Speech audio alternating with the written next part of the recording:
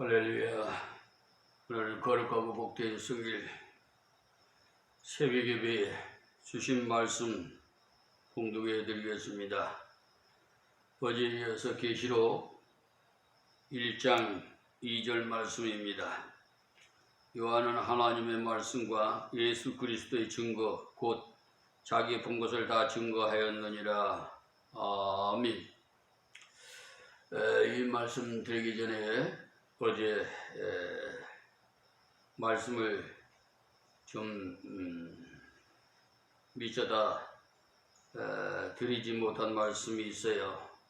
그래서 말씀을 드리고 난 다음에 이 본문 말씀을 드리겠습니다. 1절 말씀에 반드시 속히 될 일을 그 종들에게 보이시려고 라고 말씀인데요. 여기 반드시라고 강조한 것은 계시의 불변성을 말씀한 겁니다. 그러니까 반드시 틀림없이 이루어진다 이 말씀이에요. 그러니까 여기에 나오는 모든 계시는 반드시 이루어질 일들이지 이루어질지 아닐지 그런 것이 없다 이 말씀. 그 때문에 여러분들 성경을 대할 때는 그야말로 경외하는 자세로 대해야 됩니다. 세상의 문학작품 읽듯이 줄줄 읽고 그 중에 중요한 것을 기억하면 된다는 식으로 성경을 읽으면 안 되는 이유가 반드시 이루어지기 때문에 그래요. 성경은 1.1획도 틀린 것이 없어요. 또 아니 이루어진 말씀이 없고요. 그러니까 빠뜨려서 안 되겠죠. 물론 원본을 말한 겁니다만 지금 우리가 가지고 있는 성경은 사본을 번역한 것이기 때문에 번역상 오류가 있을 수도 혹 있습니다만 우리의 신앙이 잘못될 만큼은 오류된 것은 없어요. 그만큼 번역이 잘 되어 있습니다. 그렇기 때문에 성경을 대할 때는 문학작품 대하듯이 대하면은 곤란합니다. 근데 여기에서 말씀드리고 싶은 것은요, 전에도 말씀드렸습니다만은 우리가 사용했던 예전에 성경책을요, 근본에 다시 바꿔놨잖아요. 새 번역. 한글 번역책을 새로 번역한 책은요, 다니엘서 3장 17절 한 절만 보더라도 예전에는 성경책에 우리 하나님이라고 했는데 지금 새로 번역한 거는 하나님이 계시다면이라고 이렇게 바꿔놨어요. 그렇다면 하나님이 계실 수도 있고 안 계실 수도 있다. 이런 혼란스럽게 희미하게 이렇게 되어 있어요. 하나님 말씀은 명확하지 희미하지는 않습니다. 그렇기 때문에 지금 만여 군데가 이렇게 성경 번역이 문제가 있어요. 그러니까 될 수 있으면 저는 예전에 사용하는 번역 성경책을 사용하시기를 권유하고 싶습니다. 제가 신학교 다니면서 전도사 시절 때인데 대학생들에게 성경을 가르칠 기회가 있었어요. 그런데 간혹 보면 대학생들끼리 모여서 성경을 토론을 한다고 할 때마다 신경이 좀 쓰여지는 것은요, 그들이 성경을 하나의 문학작품 다루듯이 이렇게 하더라고요.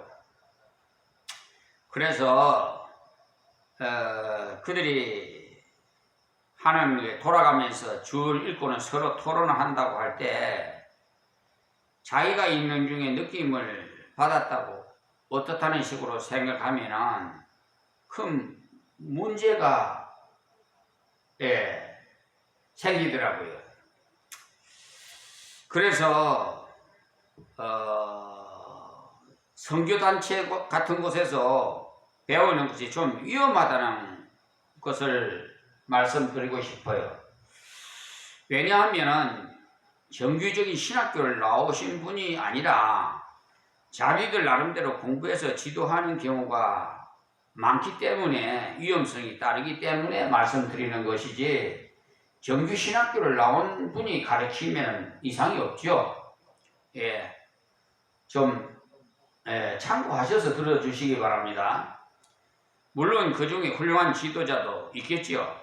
그렇지 못한 분들도 상당수 있기 때문에 제가 말씀드려요. 그렇기 때문에 우리가 성경을 대할 때는 언제나 하나님의 계시를 대한다는 사실을 알고 순종하려는 태도로 읽어야 된다는 것을 말씀드립니다. 성경은 요한 사도가 썼고 베드로 사도가 썼습니다마는 하나님께서 계시해 주신 것이기 때문에 반드시 이루어질 일이라는 사실이, 성경의 내용 중에는요, 더 중요한 것도 있고 좀 덜 중요한 것도 있습니다마는 필요 없는 말씀은 한 말씀도 없어요. 우리가 식사를 할 때도 계란 반찬도 먹고 나물 반찬도 먹고 뭐 생선도 먹고 뭐 영양가 있는 거 고루고루 뭐 요즘 뭐 햄버거도 먹고 뭐 요즘 그 식탁이요 좀 예전에 우리 어렸을 때 하고 좀 많이 변한 것 같아요. 쌀 소비가 좀 적어지고 뭐 인스턴트 식품이 판을 치는 것 같아요.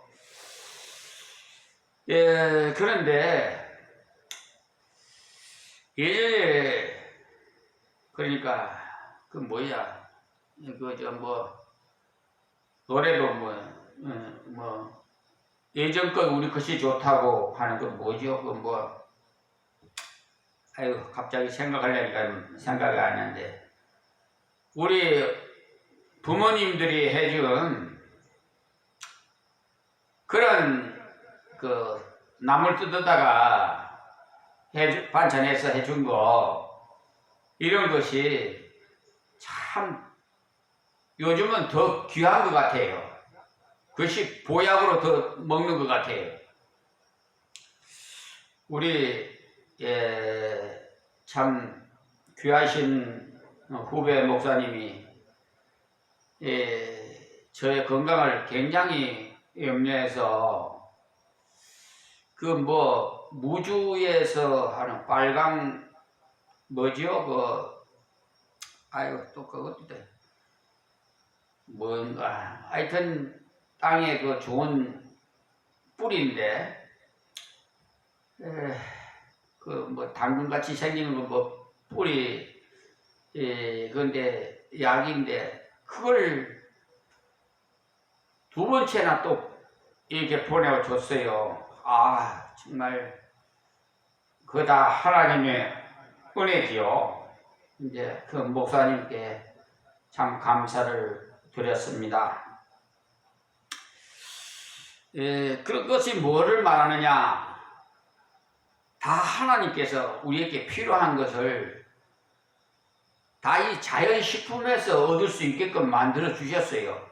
약초도요, 자연약초, 뭐 다 알고 보면 우리가 몰라서 그렇지요. 이 자라나는 모든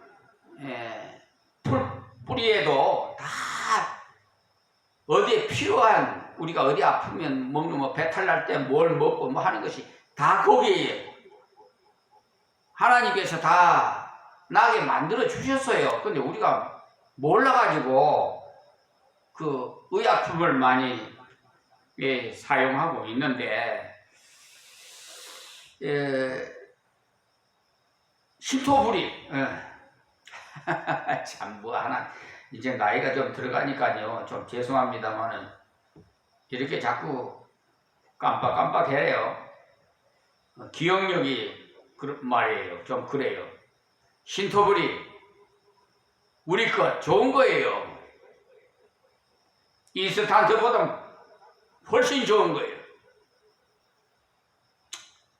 그러니까 우리 조상들이 먹었던 음식 오히려 안전한 식품입니다. 요즘은 가공식품 뭐 소세지나 먹고 있으면 뭐 나쁘다는 건 아니겠지만은 어쨌든 자연식품을 고루고루 먹어야 좋아요. 그와 같이 성경을 연구할 때도 중요한 교리 해석도 잘해야 되지만은 별로 중요하게 보이지 않는 말씀도 꼭 필요하기 때문에 주셨어요. 조그마한 영양소지만은 우리 몸에 없으면 안 되는 것이 있어요. 그와 같이 꼭 필요해서 주신 말씀이라 이 사실을 알고 성경을 해석할 때는 경외하는 자세로 해야 된다는 사실을 말씀드리고 싶습니다. 하나님의 계시의 말씀은 반드시 이루어지기 때문에 취소되는 법이 없습니다. 속히 될 일을 말씀하신 것은 이 말씀은 종말의 임박성을 강조한 거예요. 요즘 TV 보니까 저 하와이에 산불이 났는데요. 해오리 바람이 막 이렇게 해가지고 뭐 90명 뭐데 앞으로 계속 많은 사람이 더 희생자가 발생할 것 같다고 TV 뉴스에 막 나오더라고요.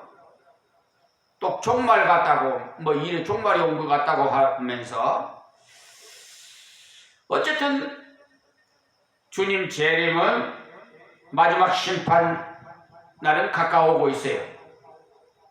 하루라도 가까워오고 있어요. 우리는 주님 나라에 갈 날이 가까워오고요. 가까이 가고 있어요. 예, 뒤로 물러가는 게 아니라 나이가 한 살 먹으면서 자꾸 이제 예수 믿는 사람은 천국이요.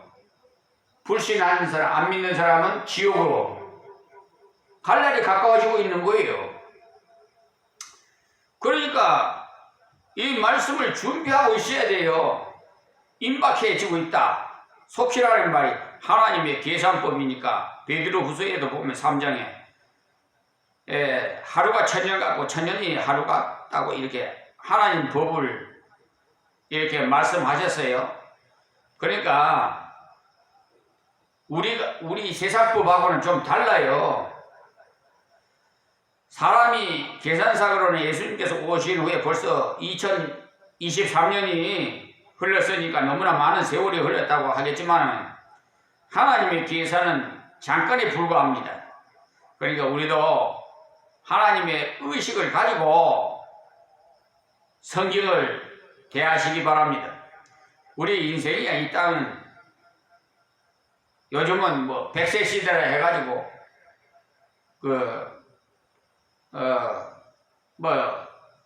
건강 관리를 많이들 하는데요.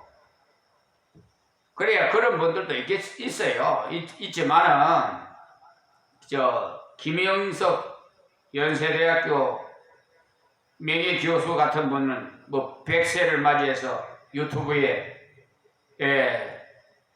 말씀하셨더라고요. 참 건강한 모습으로 보니까 하나님의 은혜 복받은 것 같더라고요. 저는 보면 딱 알아요. 뭐 관상적인 거 아니지만 벌써 얼굴에 은혜 받은 광채가 나더라고요. 모세가 광채가 시내산에 올라가서 40일 금식 기도하고 나와서 하나님 말씀 받고 나 돌비를 새긴 걸 받고 나와서 빛같이 나타나듯이 말이에요. 우리 은혜 받은 사람 얼굴 한번 보면은 막 빛같이 나요. 은혜 받지 못한 사람은 막 울상이야. 어두워 막 얼굴이. 자, 그런데 저는 우리 집안의 유래는 거의 한 80세 정도예요. 그래서 저는 오늘이 마지막이다 이런 생각을 가지고 하루하루를 사명을 감당하고 있습니다. 최선을 다해서요. 그러니까 주신 모실 때가 일어나 살 것뿐만 아니라 그동안 일어난 사건에 대해서도 원리적으로 같은 적용을 할 수 있는 것이 대부분 또 이 성경에 기록되어 있어요.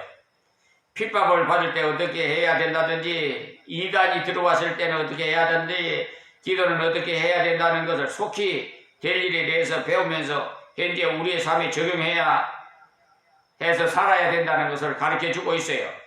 속히 될 일을 그 종들에게 보이시려고 이렇게 뒤에 가보면 종이라고 나오는데요. 이 종이라고 한 이유는 그에게 속한 자라 이 말입니다. 우리가 예수 그리스도를 믿는 순간에 우리에게 주신 이름은 하나님의 아들이에요. 성경에는 여성들도 다 아들이라고 표현하고 있는데 그 이유는 기업을 이을 상속자이기 때문에 그렇게 표현한 것입니다. 그러니까 여성분들 오해하지 마시기 바랍니다. 갈라디아서나 로마서의 중요한 교리 부분을 말씀하실 때도 빠지지 않고 기업을 이을 자인 아들로 부르시고 계신다는 사실에, 그래서 여성 성도들도 다 아들에 속합니다. 그래서 이 아들이라는 믿는 자에게 주신 이름을 절대로 변하지 않아요. 그리고 재속함을 받은 의미에서도 성도라고 불러요.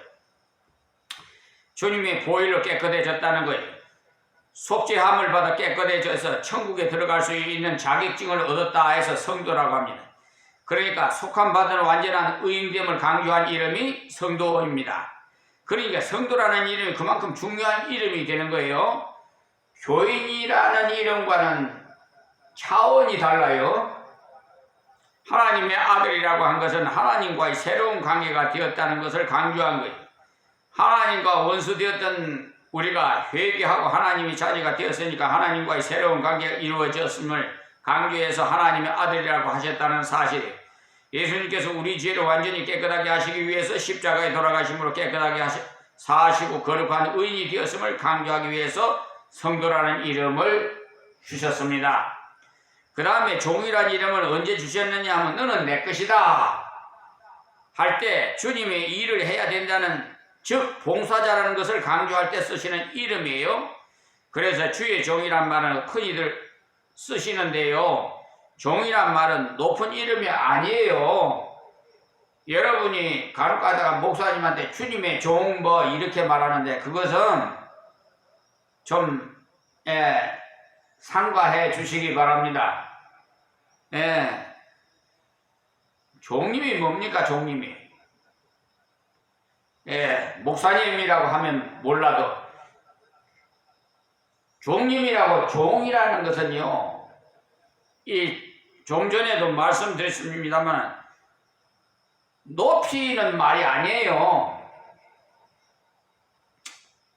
그러니까 그 언어의 개념을 좀 알고 말씀하시라, 그 말씀을 드리는 겁니다. 하나님의 종은 하나님이 섬기는 자예요. 순종하는 자예요. 그러니까 하나님의 아들이 되고 거룩한 성도가 되고 종이 되어서 하나님을 대신해서 세상에 나가서 복음 전하는 자가 되어서 하나님의 사랑을 나누고 하나님의 이름을 드러내라고 주신 직분이 바로 종의 직분이에요. 그래서 우리 모든 성도는 다 하나님의 종이라는 자신의 그 직분을 자각해 주시기 바랍니다. 다음, 보이시려고 라는 말씀은 무엇을 말씀하냐면 확실하게 알고 살아가라는 말씀이에요. 주인의 뜻을 확실하게 모른 채 밭에 나가서 김을 메고 있다면 책만 받을 수 있어요. 또 내 마음대로 주인이 일러주지도 않았는데 저 나가서 뭐 다른 일을 한다든지 그러면 주인의 뜻을 모르고 일한 것이기 때문에 책망을 받을 수 있어요. 그래서 하나님께서 우리로 하여금 하나님 마음에 들게 일하도록, 하나님 마음에 맞는 일을 하도록 성경을 우리 손에 주어 주셨으니까 얼마나 감사한지 몰라요. 저는 성경을 연구하면서 감격하는 경우가 많이 있는데요. 성경을 모른 채 덮어놓고 믿어야 한다면 어떤 사람은 꽝꽝 믿으라고 말만 합니다만 성경이 원하는 믿음이 못 돼요.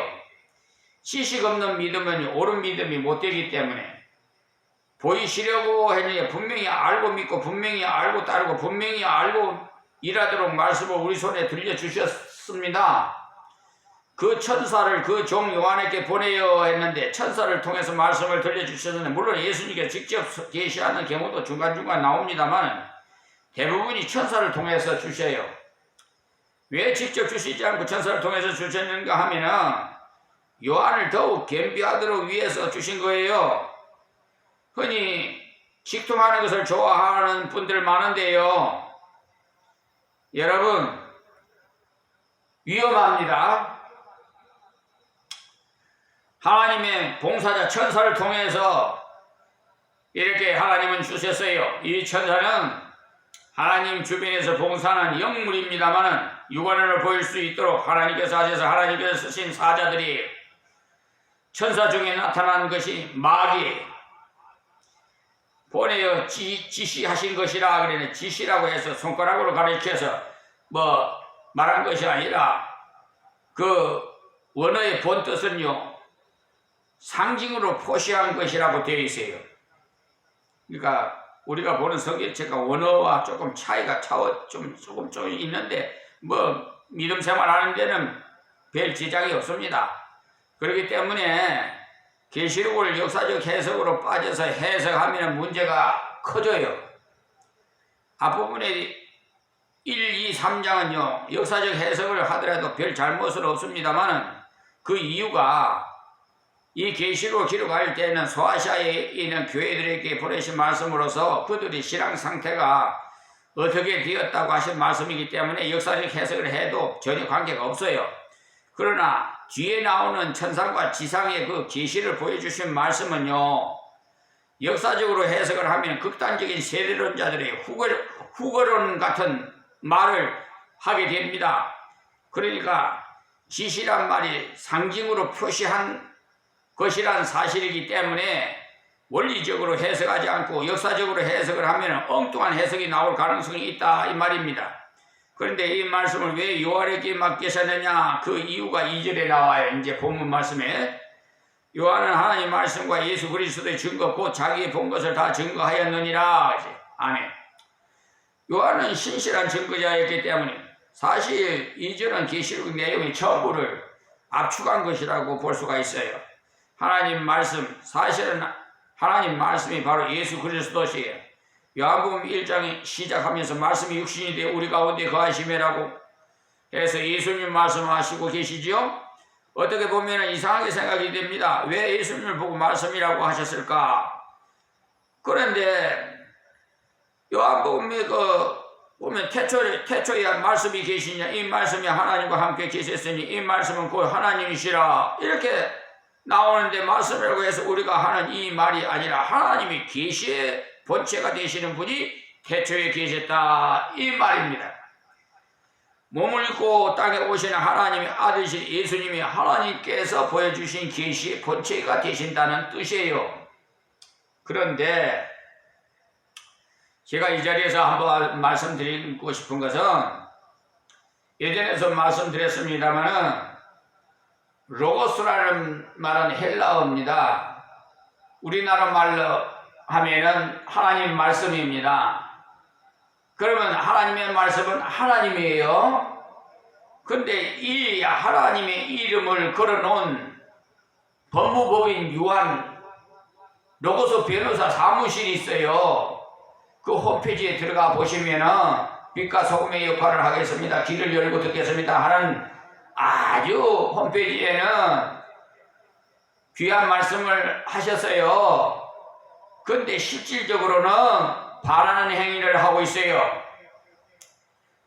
거기에 속해 있는 백형기 변호사라는 분은 참 불쌍한 분이에요. 마귀 사탄 귀신에게 미혹당해서 거짓말을 아주 밥 먹듯이 하는 분이기 때문에 왜냐?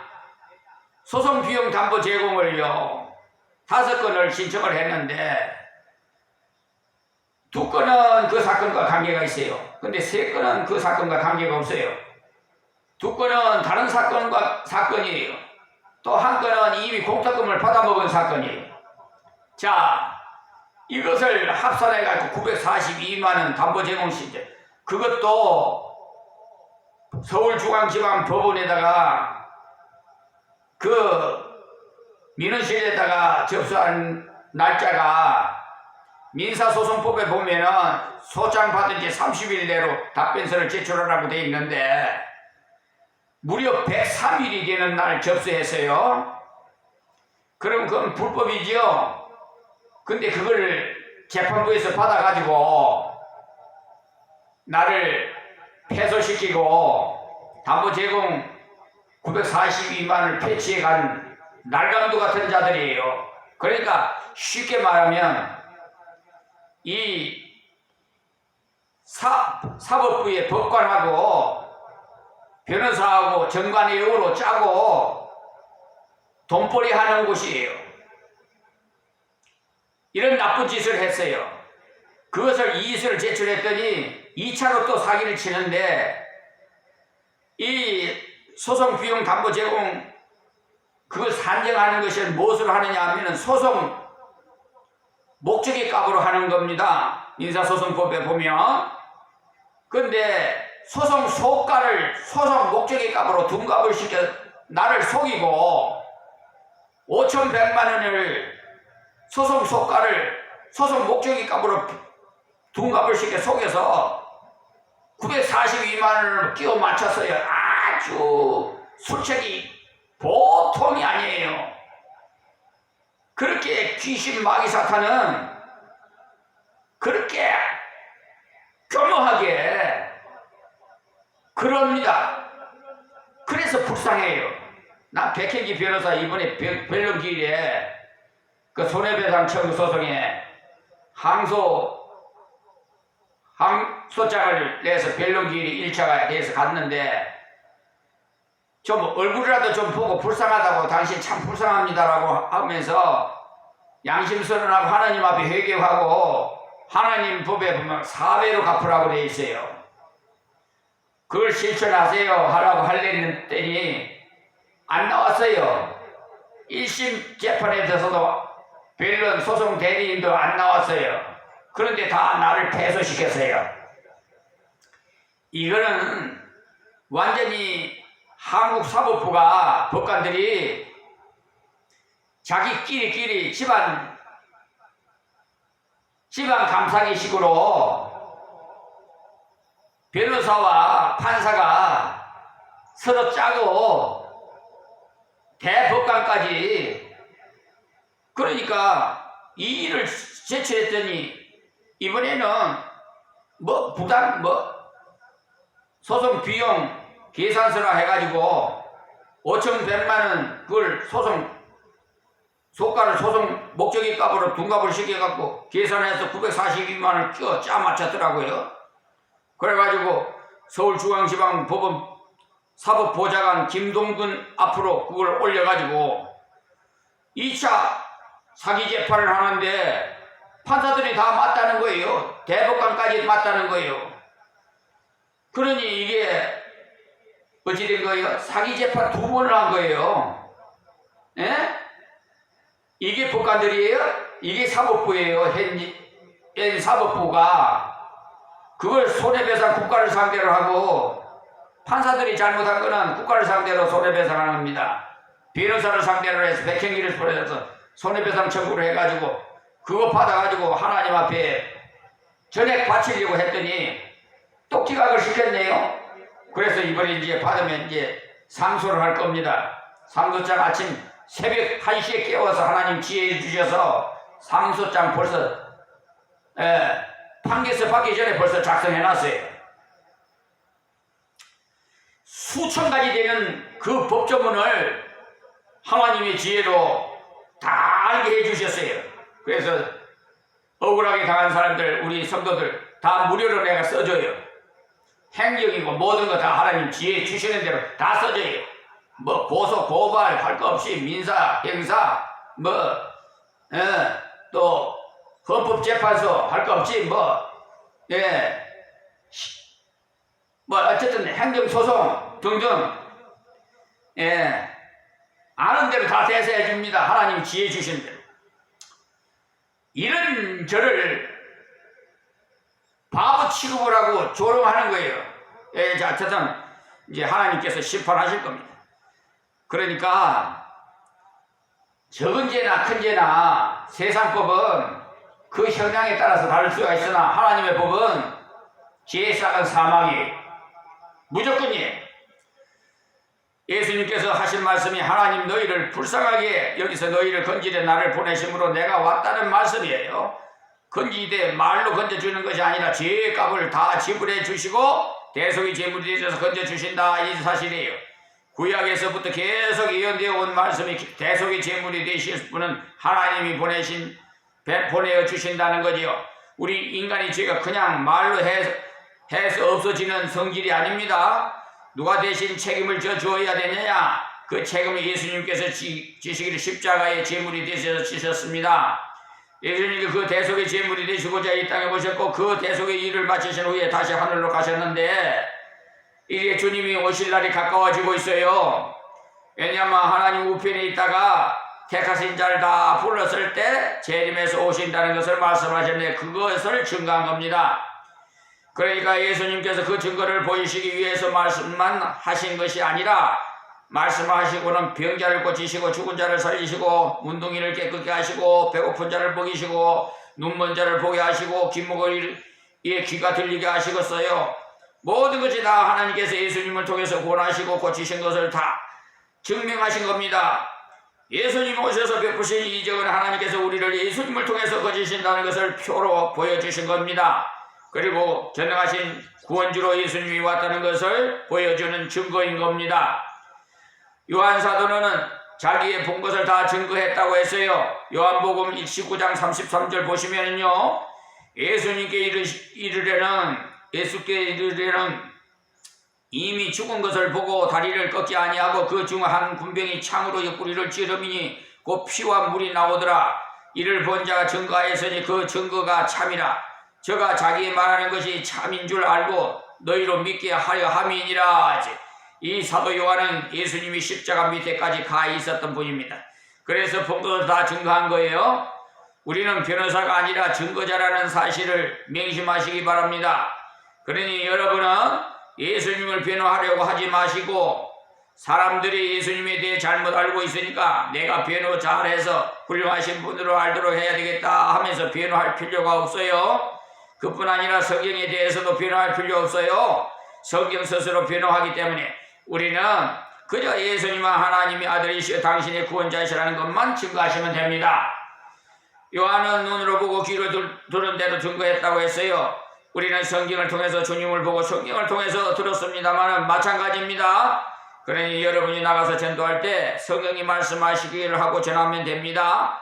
성경이 무엇인데 물으시면은 성경은 하나님의 말씀이요 성경에 예언된 대로 이루어지는 책입니다. 이렇게 답하십시오. 그리고 세계적인 복음 전도자는 복음 전할 때 항상 성경이 말씀하시기를 하고 전해요. 여러분이 잘 아시는 무디가 그랬습니다. 그는 강단에 올라서면서 성경은 말하기를 설교할 때마다 예수 말씀하시기를 하고 전하고 공격하고자 왔던 사람